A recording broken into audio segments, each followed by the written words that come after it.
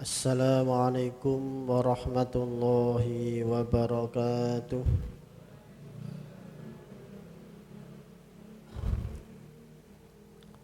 Alhamdulillah, alhamdulillahilladzi mala'a quluba awliyaihi bimahabbatihi wahtasha arwahahum bisyuhudi 'azamatihi wa hayya asrarahum lihamli abai ma'rifatihi. Allahumma salli ala sayyidina Muhammadin abdika wa nabiyyika wa rasulika nabiyil ummi wa ala alihi wa sahbihi wa sallim tasliman biqadri azamati zatika fi kulli waqtin wa hin, amma ba'd. Alhamdulillah, para hadirin hadirat rahimakumullahu jami'an. Kula panjenengan tasih pinaringan kesempatan, taksih pinaringan hidayah lan taufik saking Allah Subhanahu wa taala, sami-sami sakit hadir datang majelis rutinan Senin malam Selasa niki ngaos kitab Ihya Ulumuddin. Sekali lagi ini adalah anugerah yang luar biasa,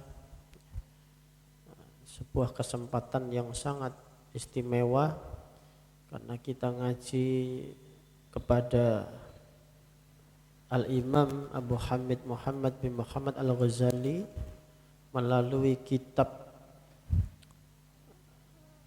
andalan beliau yakni Ihya Ulumuddin. Ini suatu kesempatan yang langka, yang memang sangat bernilai insyaallah. Mugi-mugi ilmu kula lan panjenengan manfaat fid dini wad dunya hatta al-akhirah. Amin Allahumma amin. Nglajengaken sampun mlebet dhateng jilid 2 juz 2 halaman 276 nggih.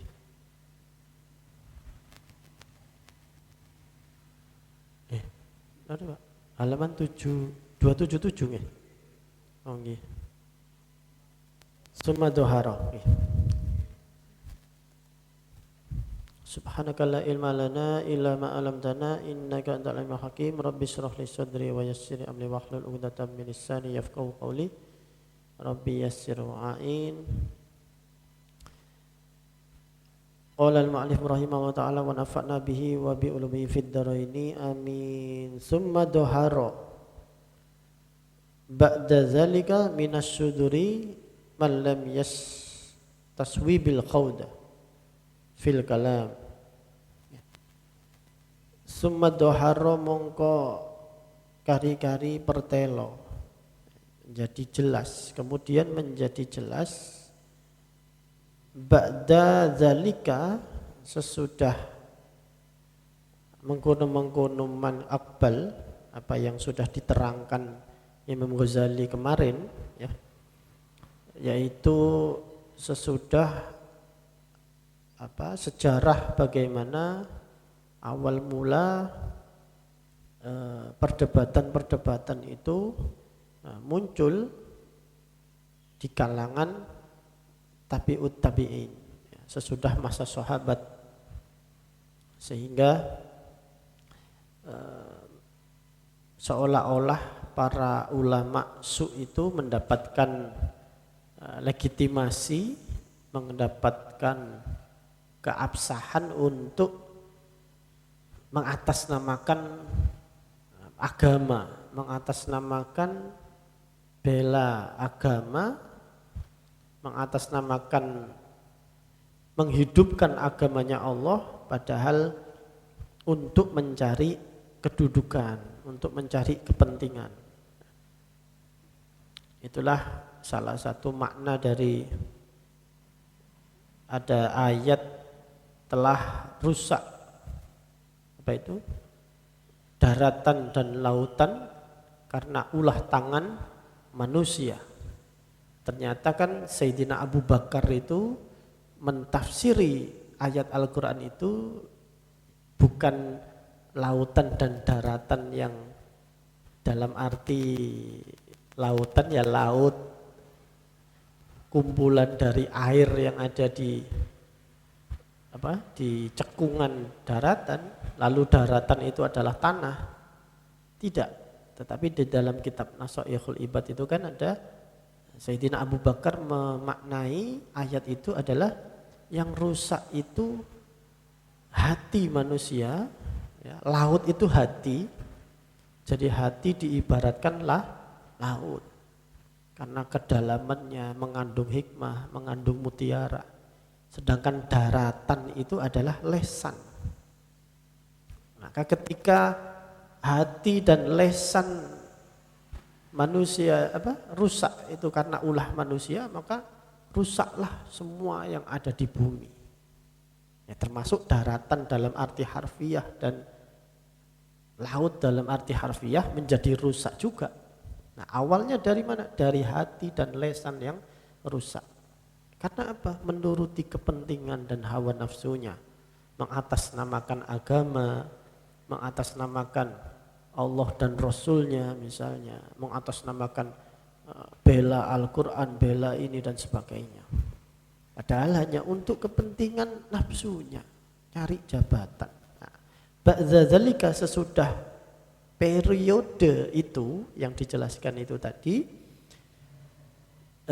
minas suduri, saking pembesar negara, artinya tokoh bangsa, tokoh negara, pejabat, malam yastaswibi, sapa wong kang ora bener-benerake sapa man al khawda ing jero-jeroake fil kalami ing dalam ilmu kalam, wa fatha babil munadhara, wa fathalan buka babil munadhara lawangi perdebatan fihi ing dalam ilmu kalam. Maka muncul dari tokoh-tokoh itu, pejabat-pejabat itu yang sebetulnya tidak menekuni atau mendalami ilmu kalam, ya mungkin hanya tahu sedikit-sedikit saja, tapi dia membuka pintu perdebatan. Ya, karena itu ada klaim ya antara dinasti Umayyah dan dinasti Abbasiyah. Misalnya dinasti Umayyah dulu klaim seperti ini, maka yang oposisi itu juga mengeluarkan dalil-dalil, sehingga ini terbukalah pintu perdebatan itu, bahwa dinasti Umayyah ini ya karena takdirnya Allah. Waktu itu kan begitu. Karena takdirnya Allah berarti kita berbuat seperti ini juga atas takdirnya Allah. Akhirnya pembicaraan mengenai takdir, tentang Allah itu bagaimana, qadim alal hadis, hadis alal qadim dan sebagainya, sifat-sifatnya Allah, af'alnya Allah menjadi perdebatan.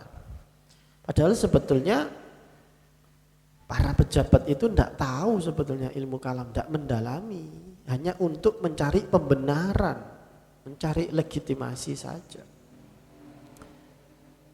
Wa fataha babil munadhara, membuka pintu perdebatan fihi ing dalam ilmu kalam, lima kana krana barang kang ana apa ma iku qad tawaladda, teman-teman tukul apa ma min fathi babi, saking buka lawang ilmu kalam, minat ta'assubati, bayane pira-pira ta'assub, seperti yang di jilid 1, fanatik, pembelaan ya, ta'assub, pembelaan atas sikap fanatiknya nafsu, al-fakhisyati, yang kang olo, keji ya. Yang fakhisyah, keji, kok olo. Jadi fanatisme itu melahirkan sesuatu yang merusak ya, sudah dijelaskan di jilid akhir pertama kemarin ya, jilid pertama akhir. Akhirnya ini menimbulkan fanatisme karena atas nama tauhid, atas nama teologi dibawa-bawa ke ranah politik, minat ta'assub, fanatik, ta'assub fahisyah, wal khusumati lan pira-pira permusuhan ya, khusumah. Mereka di maknanya itu kerpadu.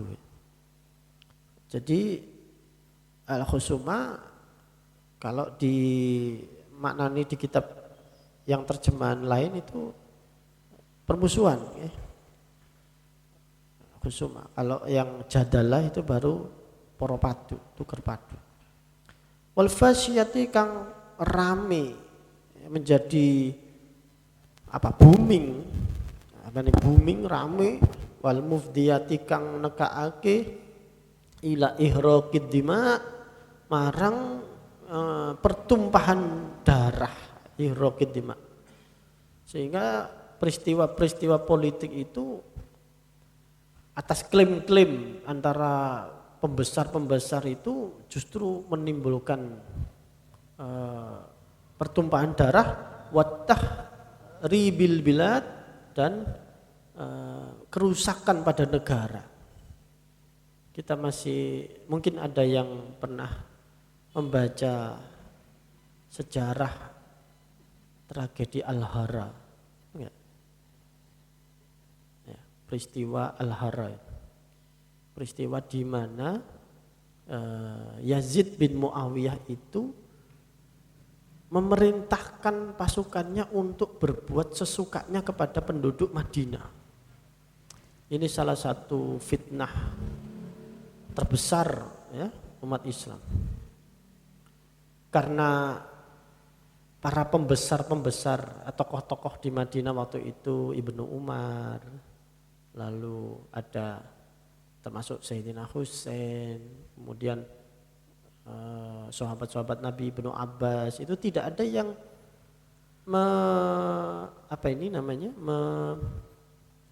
mengakui keabsahan atau otoritas daripada kepemimpinan khalifah saat itu Yazid bin Muawiyah. Yazid menangkapnya ini gerakan pembangkangan berarti. Saya tidak diakui. Tidak peduli itu sahabat Nabi, itu tokoh-tokoh Islam pada saat itu, habisi. Sudah.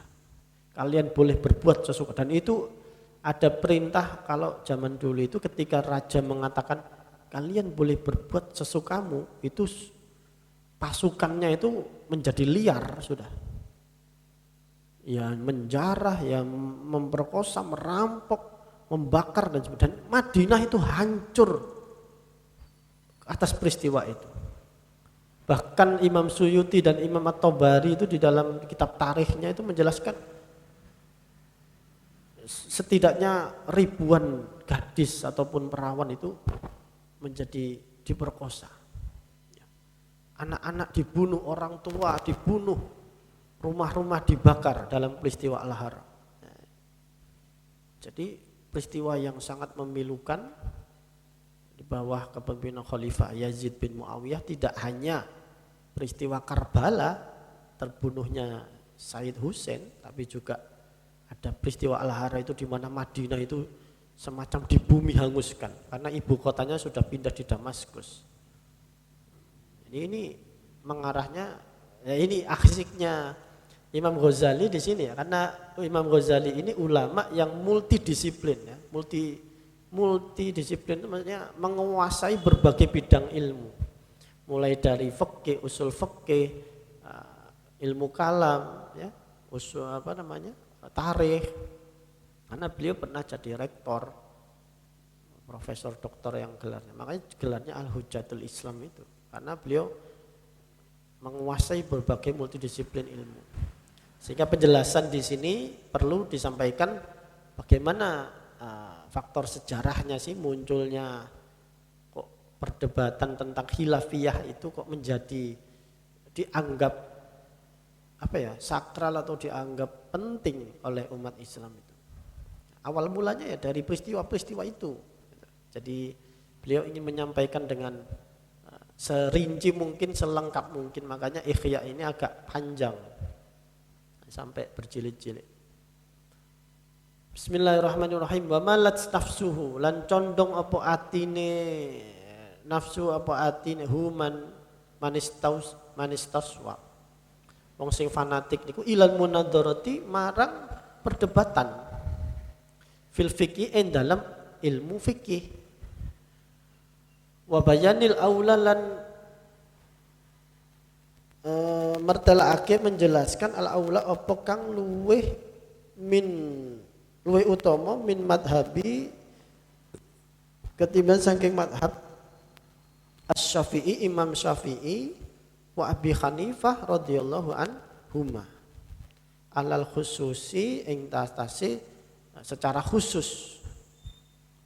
Mereka bergeser dari yang awalnya perdebatan-perdebatan mengenai ilmu kalam ini menjadi bergeser konfliknya menjadi konflik antar madhab dan khususnya dua madhab, madhab Syafi'i dan madhab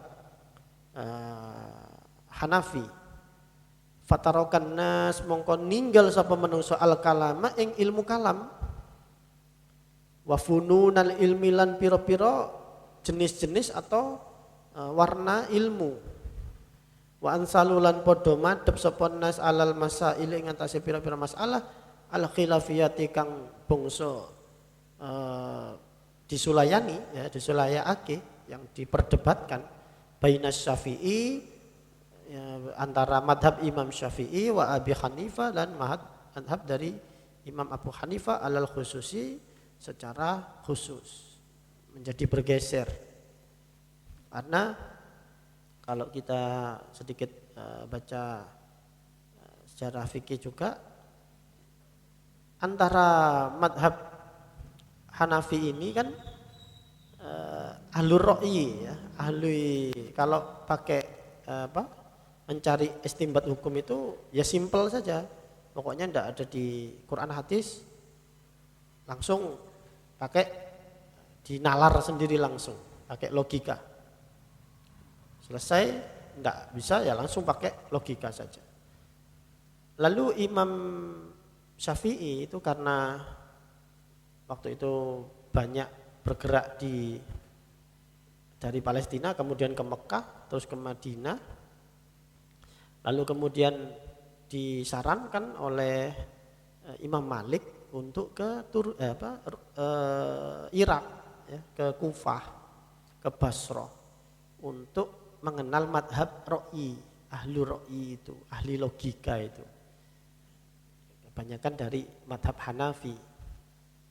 Karena di madhab Hanafi itu suplai hadis ya, itu sedikit atau bukan sedikit, intinya kurang lah. Tidak seperti di Madinah atau di Mekah. Sehingga ketika suplai hadis ini kurang, dalil teks yang berupa nas itu tidak ketemu, ya langsung di logika saja. Sedangkan Imam Syafi'i yang berguru kepada Imam Malik yang di Madinah dan Imam Malik menerima hadis dari para tabi'in, dari para sahabat yang memang dulu Kanjeng Nabi hidup di Madinah. Sehingga suplai hadisnya banyak. Sehingga tidak gampang-gampang menggunakan logika ketika mengambil hukum. Istimbat hukumnya dicari dalilnya dulu. Hadisnya lebih banyak. Lalu kemudian Imam Syafi'i bergerak ke Irak. Nah, di situ ada konflik.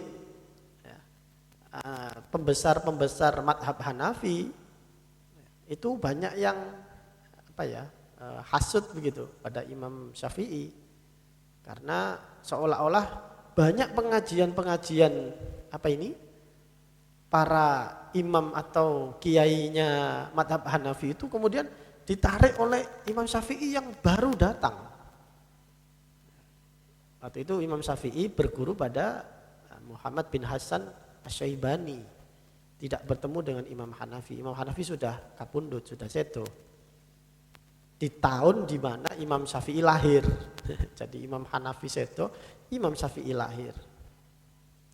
Sehingga banyak penganut madhab Hanafi itu yang katakan hasud lah, nggak suka sama Imam Syafi'i. Nah di situ konfliknya bermula antara madhab Hanafi dengan Syafi'i. Nah ini karena dua madhab ini sangat berpengaruh pada masa itu, pada abad ke-2 dan 3 Hijriah, maka pemerintahan saat itu yang juga ingin tidak lepas dari perdebatan yang viral itu, katakan begitu, maka memihak pada atau mengintervensi salah satu madhab. Maka timbul semakin perdebatan-perdebatan. fatarokan nasul kalam, manusia meninggalkan perdebatan ilmu kalam. Dulunya beberapa puluh tahun sebelumnya perdebatan itu seputar takdir, seputar sifat Allah, wujud Allah, zat Allah, menjadi bergeser kepada persoalan furu'. Nah ini, kalau ilmu kalam itu persoalan usul, pokok di dalam agama, ini berdebatannya bergeser menjadi persoalan furu', fikih, persoalan fatwa. Wa fununal ilmi lan pira-pira warnane ilmu. Wansalu lan padha madhep sapa nas alal masail khilafiyah pada ilmu baina Syafi'i wa Abi Hanifah khususi. Wa tasahalu lan padha gampangake sapa nas fil khilafi ing dalam ilmu khilaf. Fi ma'a Malikin ing dalam sertane Imam Malik was Sufyan lan Imam Sufyan As-Tsauri, karena madhab saat itu ada Sufyan As-Tsauri masih hidup.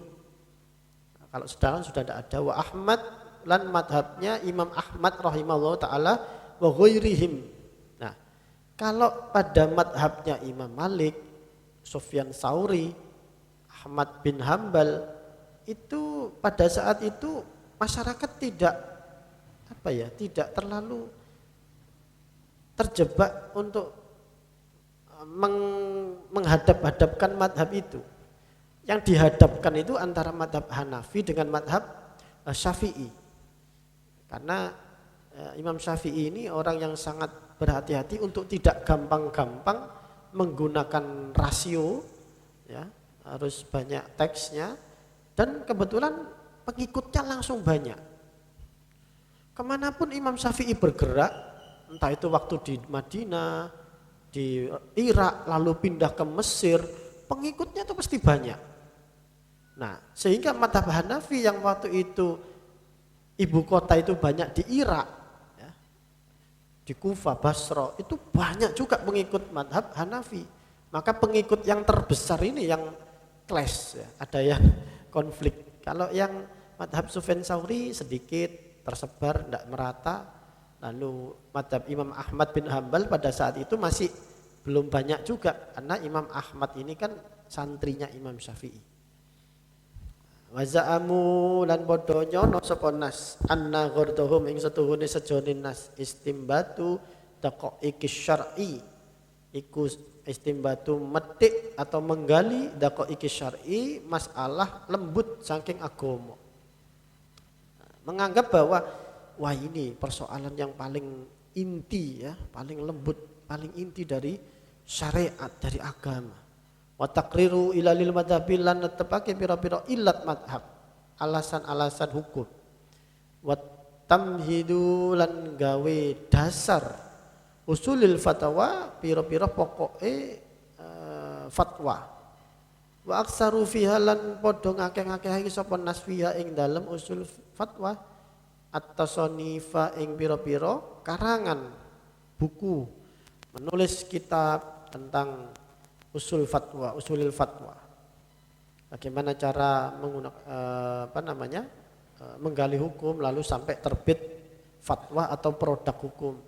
Oleh istimbatul lan pira-pira istimbat masalah warattabu lan padha nyusun sapa nas fiha ing dalem masalil khilafiyah. Anwa al mujadalati ing pira-pira warnane mujadalah para padu. Tidak sekedar menyusun buku tentang atau kitab tentang pokok-pokok dalam menyusun fatwa, tapi cara untuk berdebat supaya menang debat di situ ditulis. Cara mematahkan argumen nas dari kelompok sebelah, seperti ini, nah, itu dituliskan sekalian. Ada bukunya. Watasnifatilan piro-piro karangan. Wahum lan utawi nas iku mustamirun podo terus menerus alaihi ing atase ilmu khilaf.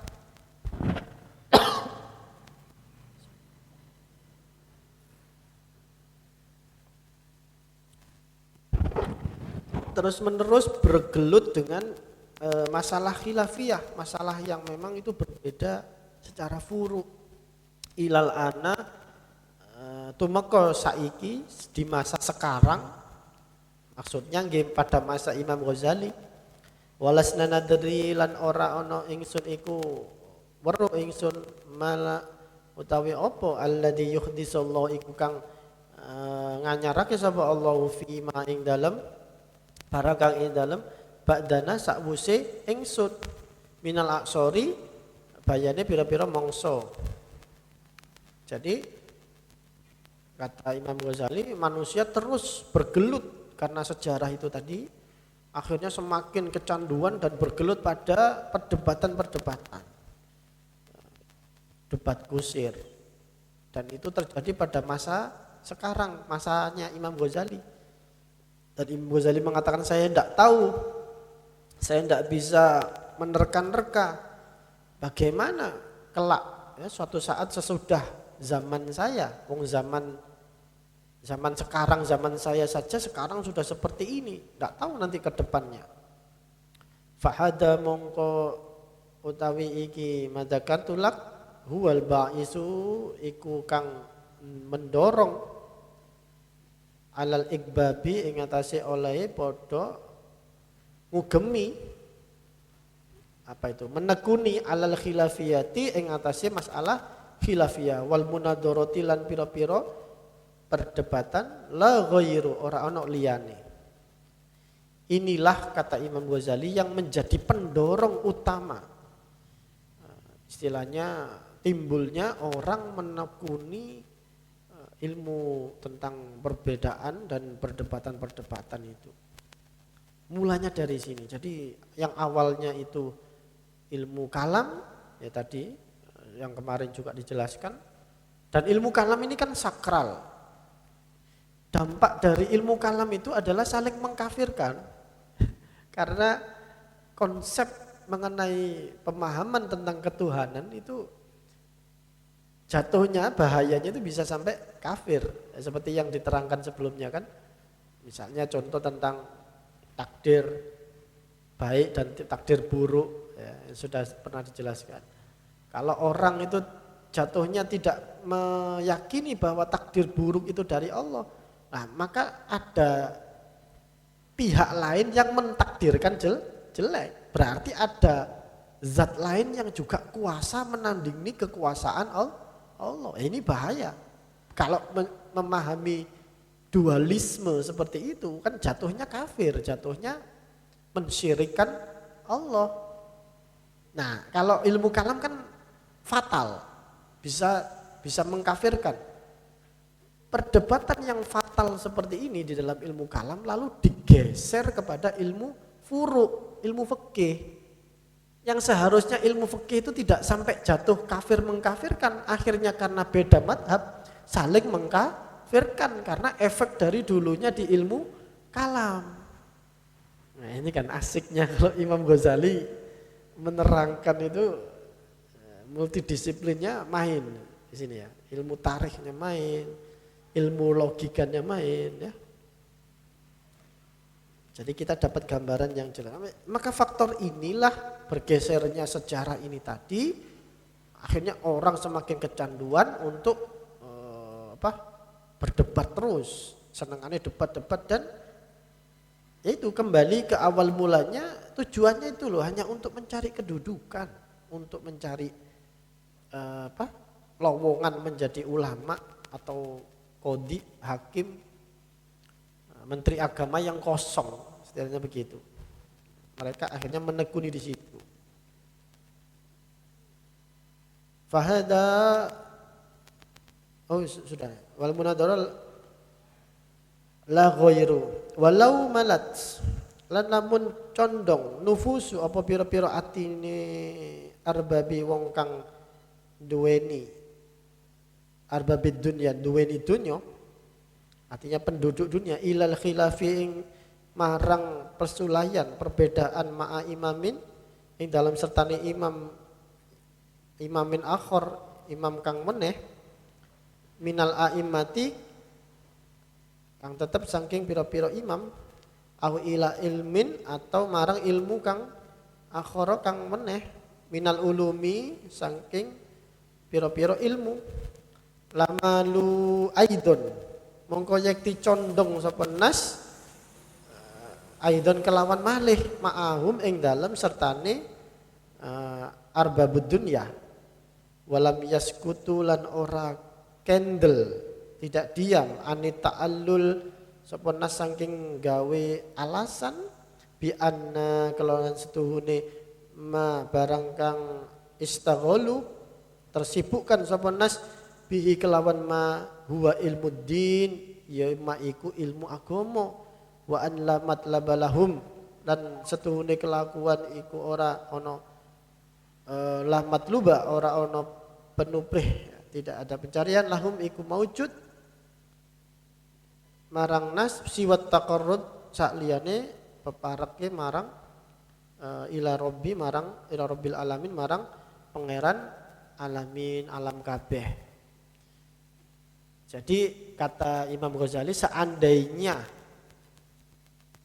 penduduk bumi ini, penduduk dunia itu kemudian memiliki kecondongan lain, tadi kan bergeser dari ilmu kalam mereka berdebat ilmu kalam untuk mempertahankan legitimasi pemerintahan dinastinya, lalu bergeser umat ini semakin tertarik pada perdebatan madhab, lalu mereka pun meninggalkan ilmu kalam untuk memperdalami madhab fikih, berdebat fikih.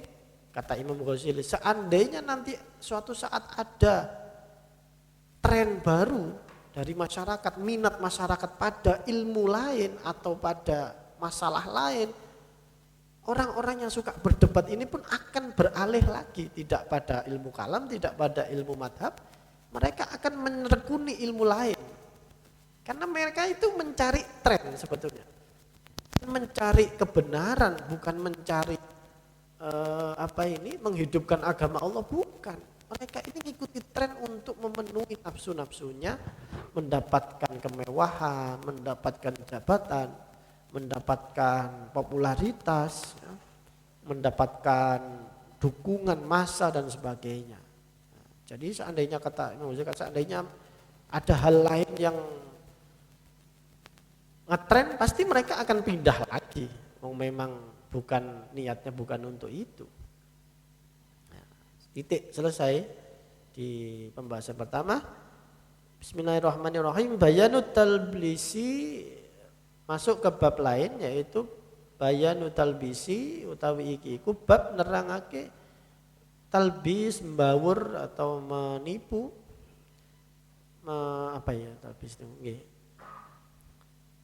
Fi tasbihi ing dalem nerupakake hadil munadharah apa perdebatan ini bimusyawarati sahabat dengan musyawarahnya sahabat wa mufawadati salaf lan pira-pira rembukane ulama salaf.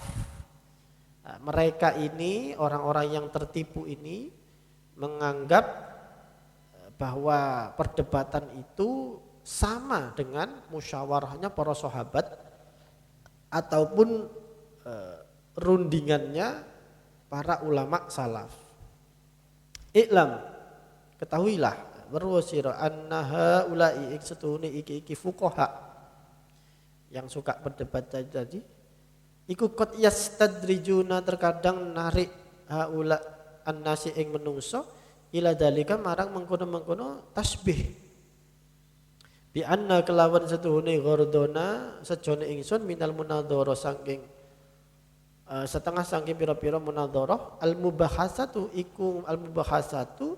ngerembuk bareng-bareng anil haqqi saking perkara hak. Mereka menarik manusia, ya, katakanlah memasarkan atau mengatakan kepada manusia bahwa kita ini membahas kebenaran ini soalnya, ya, di atas nama kebenaran. Lihat tadiha supaya pertelo supaya jelas apa hak fa innal haqqa mongko setuhune iku hak matlubun iku kending suprih karena kebenaranlah yang kita cari.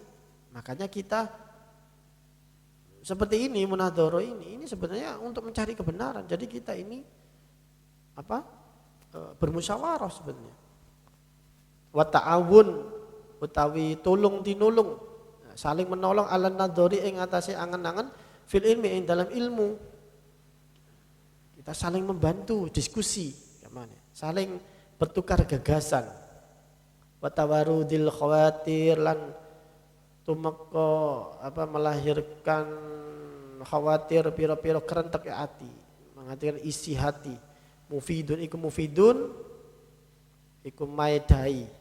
Wa mu'athirun lan ngelebeti hakada iku kaya mengkono-mengkono munadharah karena adatus sahabat ana apa adat atau kebiasaannya sahabat radhiyallahu anhum. Itu kan kebiasaannya para sahabat. Fi musyawaratihim ing dalam musyawarahi sahabat. Kata syawurihim kaya musyawarahi sahabat fi mas'alatil jaddi ing dalam masalah bagi waris mbah.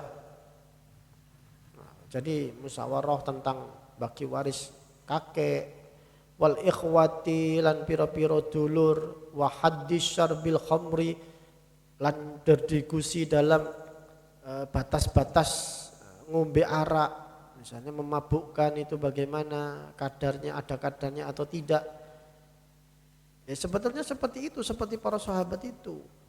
Wa wujubil gharmi lan wajib nempui ya, mengganti alal imami ing atase imam ida akhta'a tatkalane imam niku luput sapa imam. Kama nukila kaya barang kang den nukil apa ma min ijhadil mar'ati bayane oleh ngeruntuhake mar'ati wong wadon janina ing bayine mar'ah khaufan krana wedi min Umar radhiyallahu an. Sange sahabat Umar. Jadi dulu ada peristiwa seorang perempuan pada zaman Sayyidina Umar itu menjadi khalifah. Itu ada peristiwa seorang perempuan itu hamil sudah agak besar sih. Kira-kira ada yang mengatakan 7 bulan, ada yang 8 bulan. Itu sudah berbulan-bulan ketika sudah hamil ditinggal sama suaminya. Kemudian suaminya itu tidak balik, merantau, tidak memberi nafkah. Lalu si perempuan ini mengadu kepada tetangganya atau teman-temannya, saudaranya, saya ini sudah tidak dinafkahi, sudah intinya curhat begitu. Lalu para tetangganya, sahabatnya ini mengatakan, ada yang mengatakan ya suaminya salah harus di ini dan sebagainya. Tapi lebih banyak itu menyalahkan si perempuan itu. Pasti yang salah ya kamu bagaimana pelayanan pada suamimu, apakah kamu taat dan sebagainya. Jadi posisi perempuan pada masa itu masih dalam tanda kutip itu ada semacam insinuasi atau anggapan buruk bahwa rumah tangga itu kalau ada cekcoknya, ada tidak benarnya pasti ke perempuan, pasti nggak beresnya perempuan. Nah sehingga persoalan ini kemudian menjadi pembicaraan publik, diperdengarkan banyak orang, dibicarakan banyak orang. Nah sampailah ke telinganya Umar bin Khattab sebagai khalifah waktu itu. Loh, ada masalah apa kok rame? Begini, wahai Amirul Mukminin. Ya sudah, begini saja. Perempuan itu, si fulana itu suruh ke sini saja, suruh menghadap saya gitu. Oh iya, nanti disampaikan. Nah, zaman pada masa Khalifah Umar, karena yang kita tahu Khalifah Umar ini orangnya tegas ya. Dan di banyak cerita itu kan setannya minggir kan sama Umar bin Khattab, wedi Pak. Jadi wedi ketika beliau itu ada pemberitahuan, ibu jenengan dipanggil oleh Amirul Mukminin Umar bin Khattab. Waduh, langsung secara itu shock ya dia. Waduh, apa iki kok aku diseneni. Kemarin saja sudah sama tetangga-tetangganya malah diseneni, dianggap dia yang salah. Padahal Sayyidina Umar ini hanya ingin mendengar langsung. Persoalannya bagaimana sih kok sampai viral begitu ya? Sampai viral ini bagaimana? Akhirnya singkat ceritanya ibu ini berangkat mau ke kantornya Amir Mukminin Sayyidina Umar. Di tengah-tengah jalan mungkin karena saking kepikirannya kalau orang hamil ini kan nggak boleh stres ya, nggak boleh depresi. Akhirnya mules kontraksi berhenti di sebuah rumah atau tempat kosong, rumah kosong. Terus dia menjerit, lahir bayinya itu. Belum genap 9 bulan, 7 atau 8 bulan. Jadi masih prematur. Lahir bayinya itu lalu sesaat setelah itu mati. Waduh, tambah viral lagi. Ada wanita hamil dipanggil oleh Amirul Mukminin, mati anaknya keguguran, anaknya mati di tangan. Wah, semakin viral lagi. Wah, ini semakin gaduh begini, kenapa? Akhirnya pada masa itu di mana seperti yang diterangkan di sini juga ya, bahwa khalifah itu adalah orang yang 4 khulafa rasyidin ini orang yang menguasai segala bidang ilmu, kan begitu. Ya fikih, ya tasawufnya, ya semuanya lengkap, komplit. Sehingga hakim itu ya khalifah. Istilahnya yang menyelidiki ya khalifah, untuk meneliti langsung ya khalifah. Sehingga yang memutuskan vonis pengadilan ya khalifah itu sendiri. Tidak perlu ada ahli fatwa, kan begitu.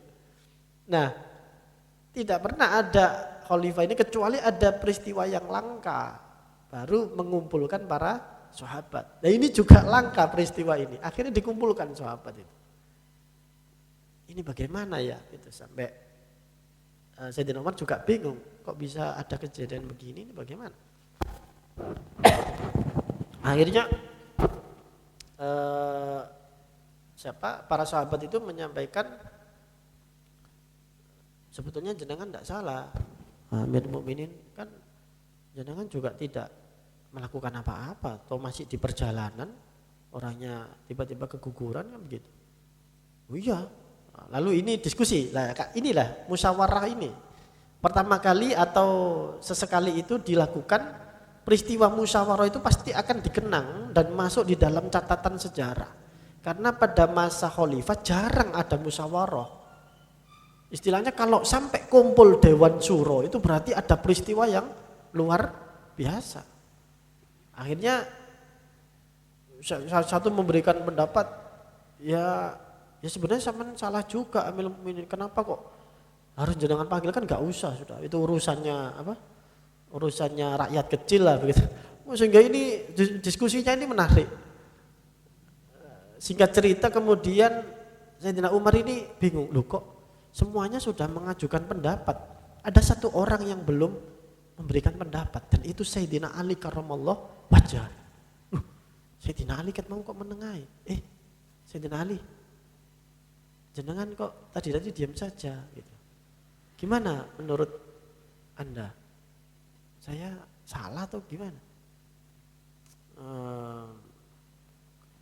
Menurut saya sebegini, Amir Mukminin ya. Kalau pendapat pertama itu yang mengatakan jenengan tidak salah, jenengan ini itu kalau itu pendapat pribadi dari teman-teman, gitu, pendapat pribadi dari sahabat-sahabat teman-teman, ya itu pendapat yang keliru. Tapi kalau itu adalah pendapat yang sebetulnya hanya untuk menyenangkan sampean, itu lebih keliru lagi. Nah intinya pokoknya salah kabeh. Saya tidak ahli aja. Jadi ada peristiwa di mana di sini itu ya, itu peristiwanya agak panjang sebetulnya, menarik. Jadi karena jarang ada peristiwa khalifah Khulafaur Rasyidin 4 itu mengumpulkan Dewan Syuro, itu jarang sekali. Sehingga ya diskusi yang semacam ini, musyawarah semacam ini ternyata oleh para fuqaha yang hanya mencari kedudukan itu, kata Imam Ghazali, menyamakan dengan peristiwa-peristiwa seperti itu. Perdebatan itu dikira poropadu, ya, debat kusir itu dikira seperti musyawarahnya Umar bin Khattab, Sayyidina Ali. Padahal ya enggak seperti itu, beda jauh. Kalau itu benar-benar untuk mencari apa istilahnya musyawarah itu, kata para ahli tafsir itu kan dari kata suro itu mengambil madu dari sarang lebah. Nah itu kumpulan lebah itu kan wong. Nah itu kan pendapat orang rapat. Maka diambil madunya sarang lebah. Makanya timbul kata syuro, musyawarah itu. Tapi musyawarah itu mengambil madu, bukan untuk berdebat, beda. Kalau debat kusir itu tidak nyari madu, itu memang menang-menangan, saling mengalahkan, bahkan ada melecehkan dan merendahkan lawan dari debatnya. Wa kama nukila min masailil faraidi wa ghairiha, lan koyok barang kang den nukil diceritakan min masailil faraid saking pira-pira masalah bagi waris wa ghairiha lan liyane masalah ngadep. Wa manukila anis Syafi'i lan barangan den nukil apa mas saking Imam Syafi'i wa Ahmad lan saking Imam Ahmad wa Muhammad bin Al-Hasan. Jadi ini Muhammad bin Hasan Asy-Syaibani dari madhab Hanafi, wa Malikin lan saking Imam Malik, wa Abi Yusuf. Abi Yusuf ini juga santrinya Imam Abu Hanifah yang di Basrah. Jadi ada Abu Yusuf, ada Muhammad bin Hasan Asy-Syaibani, wa ghairihim lan liyane kabeh minal ulama rahimallahu taala, wa yudliuka ala hadat talbis lan meruhake ing sira ala hadal talbis ing atase iki talbis ya apa itu tipu daya atau bawur niku kan seperti mensamarkan atau apa ya bahasanya itu kalau bahasa Indonesia tipuan kayaknya kurang pas. Ma'adzkaruhu apa barang kang nutur ingsun ing ma wa huwa anna ta'awun utawi ma iku setune anna setune at-ta'awun saling tolong menolong ala talabil haq ing dalem ing atase nuprih kebenaran minadini iku minadini setengah sangking agama. Walakin akan tetapi benar kata Imam Ghazali memang tolong menolong untuk mencari kebenaran itu bagian dari agama, betul. Walakin tetapi, anak tetapi ini lahu tetap kedua ta'awun iku surutun utawi piro-piro syarat, ada syaratnya. Keangger klaim ya. Karena dulu ini zaman dulu sudah banyak klaim-klaim kebenaran bercampur dengan kebatilan, itu memang paling susah di situ. Makanya Kanjeng Nabi itu juga katanya kan kalau dawuh itu bisa memisahkan mana yang hak dan yang batil. Mendapat Al-Furqan itu Al-Quran itu juga dimaknai sebagai Al-Furqan, memisahkan antara hak dan batil. Karena susah sekali ketika itu bercampur ya, talbis itu tadi, bawur, abu-abu antara putih dan hitam itu susah sekali. Motongnya harus pasnya itu tekondi. Nah, ini kata Imam Ghazali, iya di satu sisi memang ada benernya. Tolong menolong mencari kebenaran, perkara sing bener itu iya, tapi surutun ada syaratnya.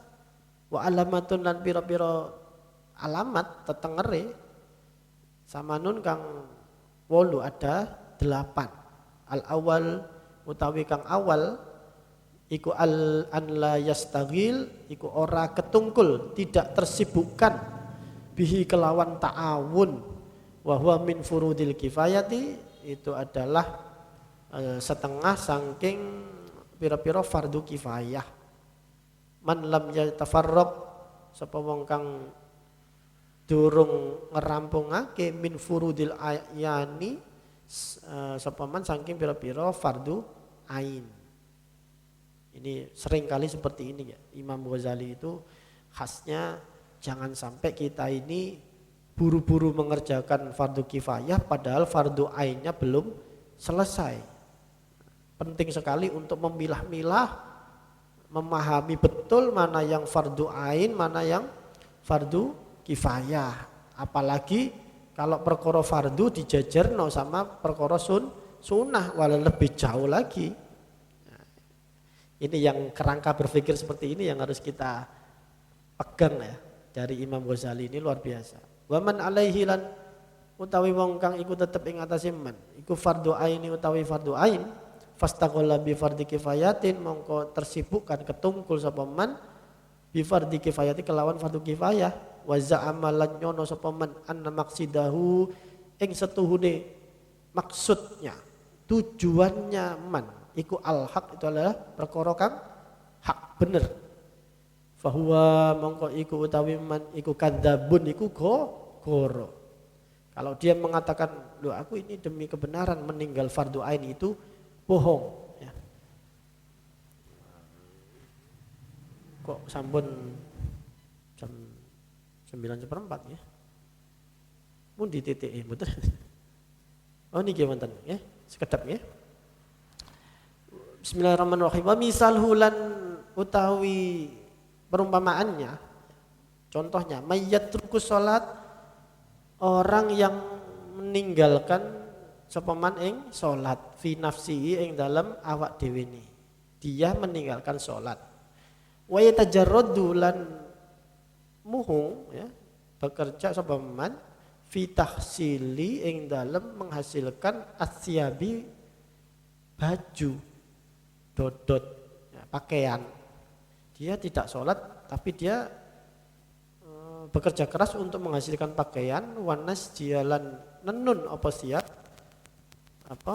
pakaian wa yaqulu lan ngucap sapa man sing ninggal salat niki wau ghardi utawi sejone ingsun iku asturu aurata supaya nutupi ingsun ing aurate man yusolli wong kang salat sapa man uryanan hale udo.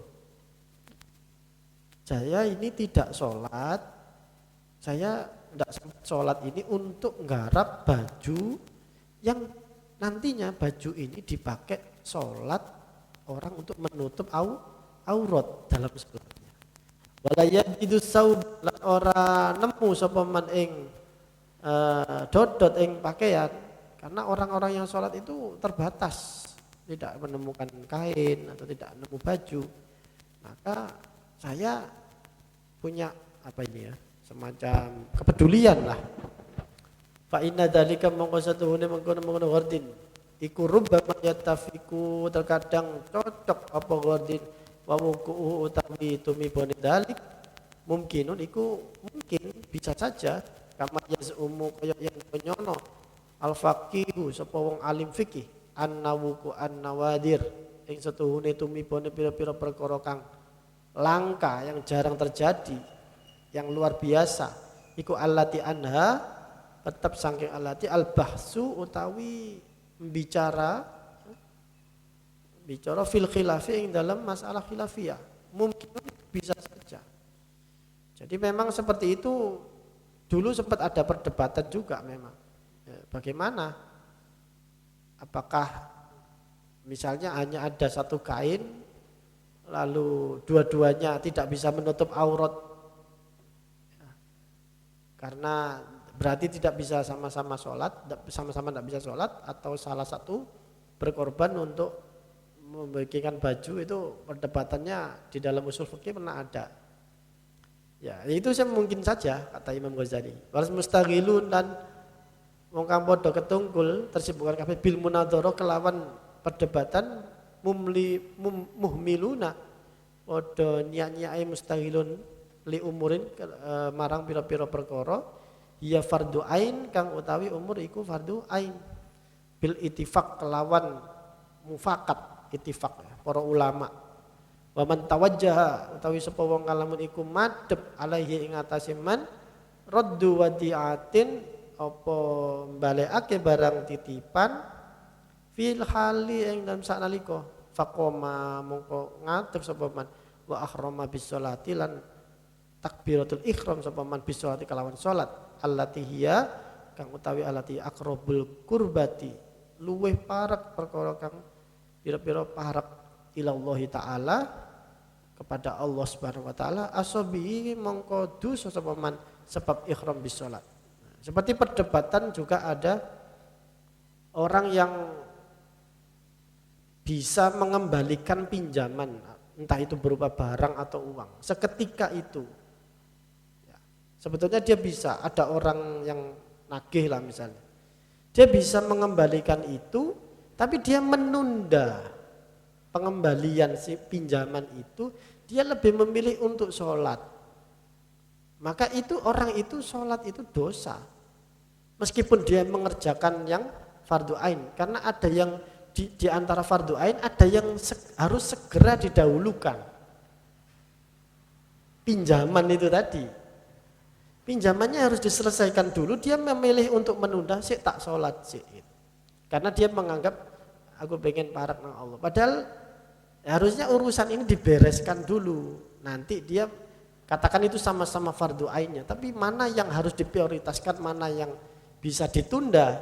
Nah, ini yang kadang kita kan nggak paham.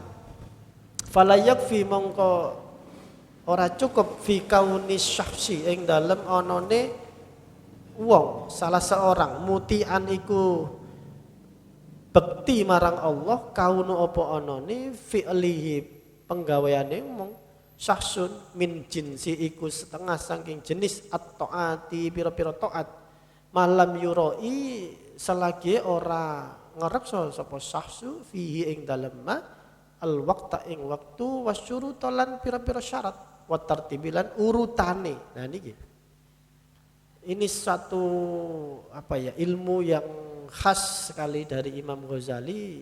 Bismillah, kita harus niat untuk niru lah sedikit-sedikit ya. Jadi kadang-kadang fardu sama-sama fardunya datang kepada kita di saat bersamaan, tapi mana yang mesti didahulukan, mana yang tartibnya, urutan-urutannya, nah, itu yang mana yang didahulukan, ini yang penting. Tidak sekedar, ini kan saya fardu saya ini dulu aja, nah, itu nuruti nafsu nanti. Kalau di hikam kan gitu ya, kalau ada dua barang atau lebih hal, masalah yang kita hadapi itu serupa, persis sama-sama fardunya, sama-sama pentingnya, sama-sama urgennya, maka dahulukan yang bertentangan dengan nafsu. Begitu. Biasanya itu yang membantu ketika orang itu tidak sekedar faqih ya, tidak sekedar faham terhadap fatwa, hukum-hukum, tapi dia juga harus menggunakan mata hatinya, menggunakan kemampuan hatinya untuk memutuskan, memvonis saya mendahulukan yang ini. Jadi ada taat itu bagus kata Imam Ghazali. Muti'an kauni syakhsi muti'an kaunu fi'lihi min jinsi ta'at. Jadi fala yakfi, tidak cukup orang itu taat, tapi dia harus tahu ketaatan itu memiliki waktu, memiliki syarat, dan memiliki tartib urutan-urutannya. As-sani, yang kedua, wallahu alam bisawab. Ya lumayan agak ngeluh ya mungkin. Iya gimana? Agak ngeluh. Ya memang Imam Ghazali ini kan ya itu tadi ya, multidisiplin ya. Orangnya tidak hanya ahli fikih, tidak hanya ahli filsafat, ahli tasawuf, beliau banyak menguasai ilmu-ilmu, termasuk ilmu hadis, meskipun tidak sekaliber ulama-ulama pakar hadis, tapi beliau juga sangat mengerti tentang ilmu hadis. Akhir-akhir ini kan banyak kelompok-kelompok salafi itu yang mendiskreditkan Imam Ghazali, seolah-olah di kitab Ihya ini banyak hadis dhaifnya. Sudah, itu saking tidak ngertinya beliau saja. Berapa yang dihafal ustadznya Salafi Wahabi itu? Hafal hadis berapa? Dibandingkan dengan hadis di dalam kitab Ihya ada berapa? Hafal dia. Kok berani mengatakan Imam Ghazali tidak ahli hadis itu bagaimana? Ya ini memang akhirnya Imam Ghazali ini kadang-kadang yang mengedepan ilmu mantiknya, ilmu logikanya ya, kadang-kadang ilmu sejarahnya seperti ini, tarikh. Beliau juga memahami betul, kadang-kadang fikihnya nanti ketika membahas muamalah ya detail, fikihnya fikih Syafi'i terutama beliau detail. perdebatan ilmu kalam, ilmu filsafat, beliau juga menguasai filsafat. Jadi kita ngaji Ihya ini memang kayak ngaji beberapa fun ilmu sebetulnya. Makanya berat juga kalau ngaji. Tapi nggak apa-apa nih, santai-santai mawon. Faham gak paham pokoknya ngaji mawon. Ya. Nanti kapan-kapan mesti paham. Oh iya, biyen sing ngaji. Seperti biasa monggo sama-sama kirim Fatihah kepada guru-guru kita, kepada Yaji Masudi Mukhtar, kepada guru-guru beliau sampai Mbah Hasyim Asy'ari, sampai Syekh Mahfud Termas, sampai pada Sayyid Abu Bakar Syato dan seterusnya sampai dengan sahabat dan sampai pada kanjeng Nabi Muhammad sallallahu alaihi wasallam. Ala hadiniyah wa ala kulli niyatin shalihah. Al-Fatihah. A'udzu